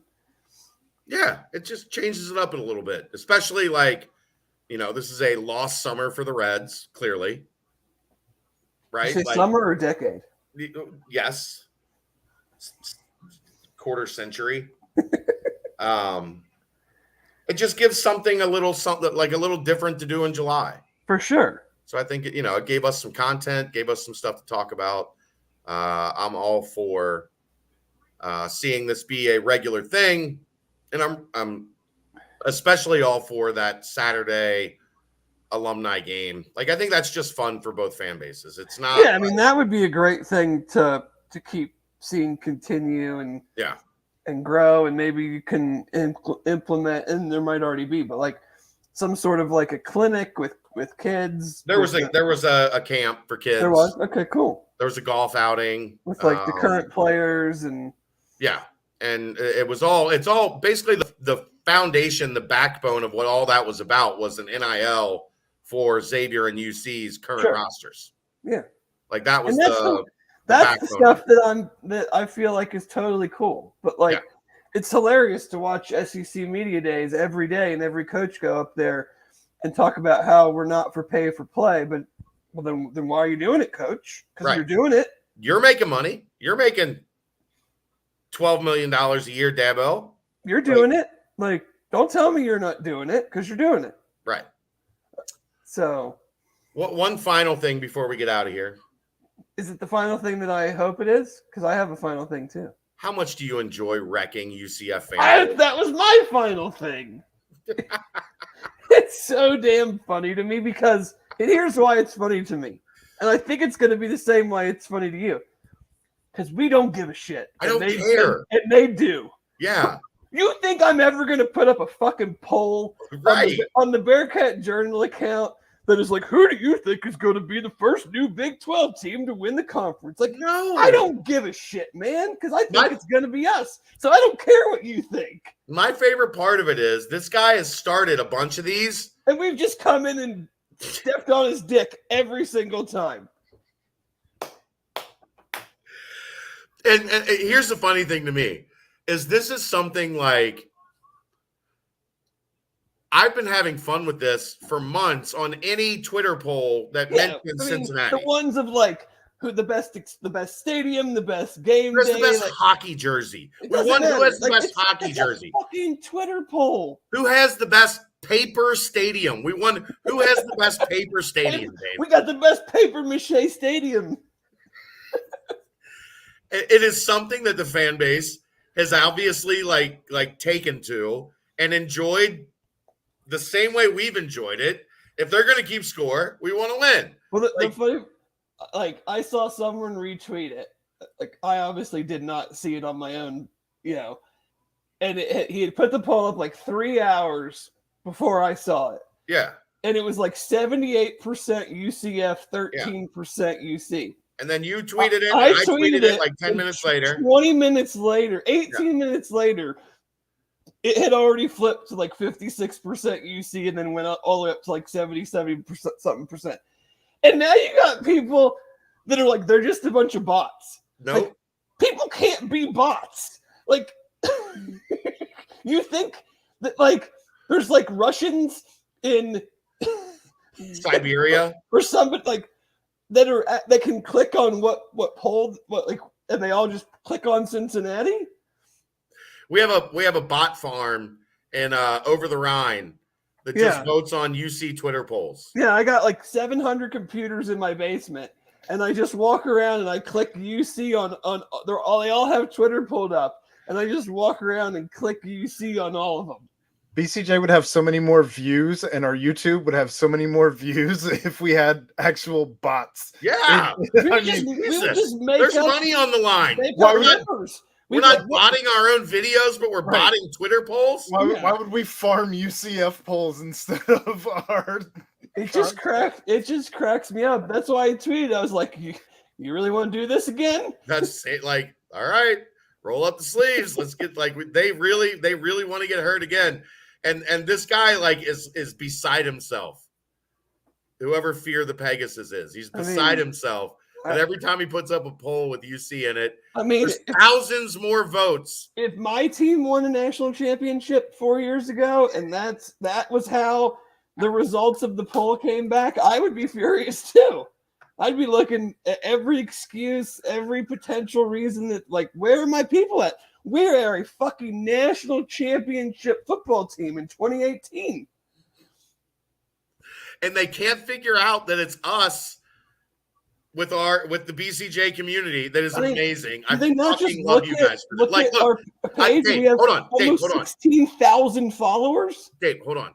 I might love our community for this more than anything. 100%. Because I think they look at it the same way we do. It's like, they get the joke. They're in on the joke. Dumb, but if you're gonna do it, we're gonna dick stomp you. Yeah, we're gonna win. We're gonna fucking win. And I think it was really only one time that it's like been close. I think it was Old Dominion. Like Old Dominion mobilized their forces. I can't remember what it was. And that thing came down. It was like 51-49. Yeah. The reason it's so great is because we know how mad it makes them. Right. Those goddamn Bearcat fans always fucking up our polls. Like they're serious. It means something. Like winning these polls. And I should just start putting up like ridiculous polls. But don't even put UC in them. That would be my favorite part. No. Is if you started doing polls that included UCF, didn't include UC, and UCF still got dick stomped in all of them. Well, yeah, because all our fans would just vote for somebody else. Right. That's my point. But I don't even think our fans would vote as much for a poll that I put up. No. As if instead of their polls. Right. We like ruining other people's days. This is very serious enterprise here. I love this community so much. It's so great. What's it say? I can't see it. He says the UCF Twitter mafia has been slacking in the polls lately. Pick it up.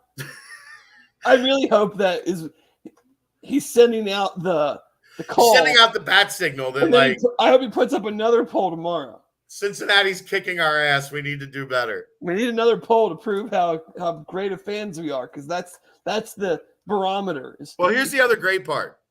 So when he put that thing up, like before you responded to it, it was like 3 hours. There was like 200 votes. Yeah. It's like, yeah. Anytime Cincinnati's in a poll, it gets thousands of votes. Oh, it gives me so much pleasure to know that the community rallies around this the way that like we want it to be rallied around. Yeah, let's have some fun with this. Let's ruin that guy's day. Who was the best G5 team of all time? Who gives a shit, man? You know the best G5 team of all time was, Dave? One of the ones that had Randy fucking Moss on it. I mean, BYU won a national championship. Right. They were pretty good.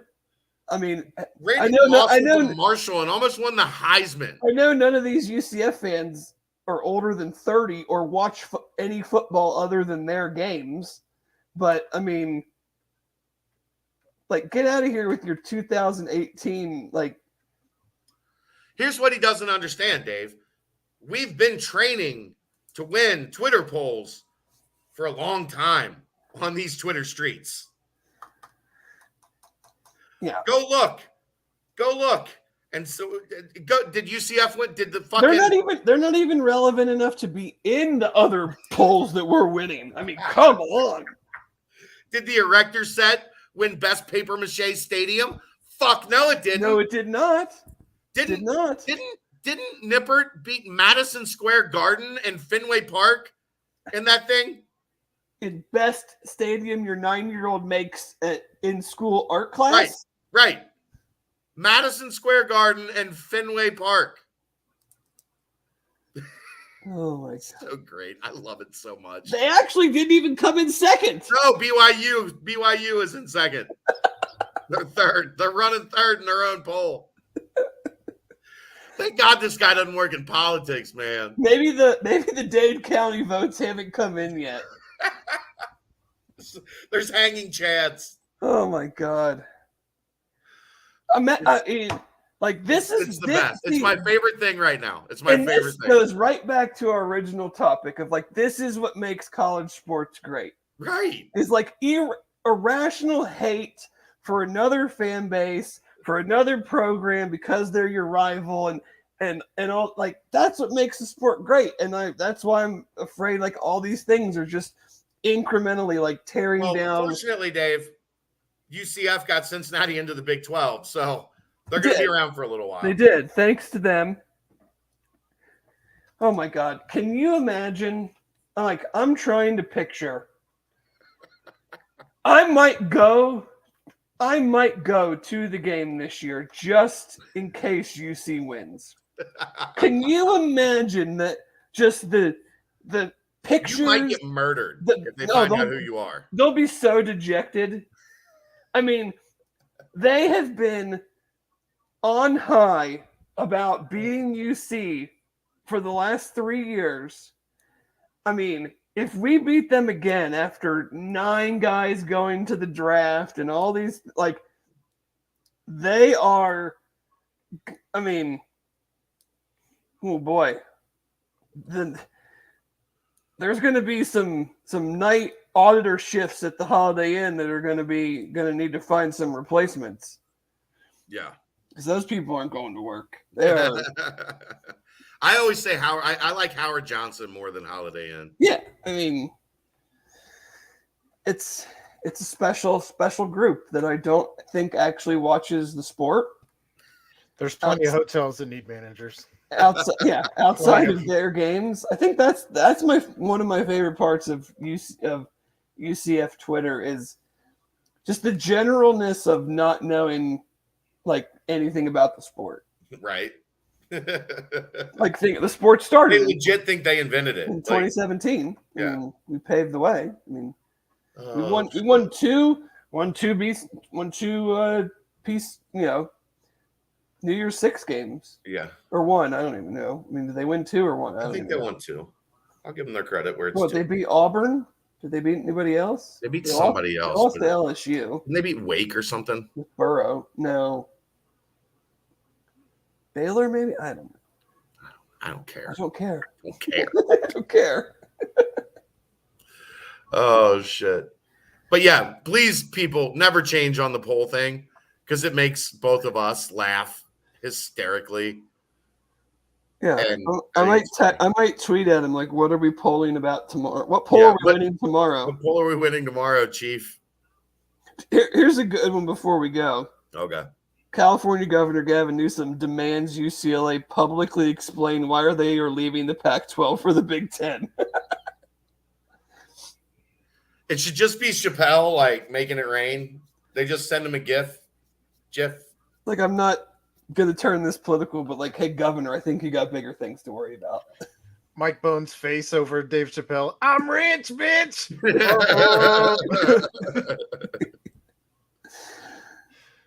Yeah. Mick Cronin's face on Wayne Brady. Is Mick Cronin gonna have to choke a bitch?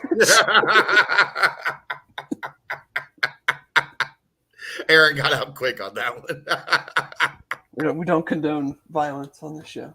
He didn't say he was going to. He was just asking if he was going to have to. Oh, yeah. Right? Like, but yeah, that just seems like what do you want me to say, Governor? Right. Like, we're going. It actually turns out, Dave, that like people have gone through the thing. They don't have to check. No. With the regions to make any individual decisions like that. No. Nothing. Because it doesn't impact the region, like the schools. Yeah. Part of it. Right. Like, you're not in the University of California system anymore because you're in the Big Ten. Right. What if they just like that becomes the new conference realignment? When I think it was in the College Inquirer, the most recent College Inquirer pod, where okay, we're leaving for the Ohio school system, like the Ohio higher education system. Yeah. they align more with our thinking, right? We are now part of the Texas University of Texas, Los Angeles. Yeah, it's but yeah, it's funny. Like, it's great. I love it. All right, let's wrap it up. That was a fun one, especially at the end. Good note to end on. Guys, don't ever lose one of these polls, please. Like, we have earned our reputation here. It annoys the shit out of people, and I love it. It's outstanding. We will see you next week. Aaron and I are going to go record a nightcap. This is the Holy Grail BCJ podcast right here on BearcatJournal.com.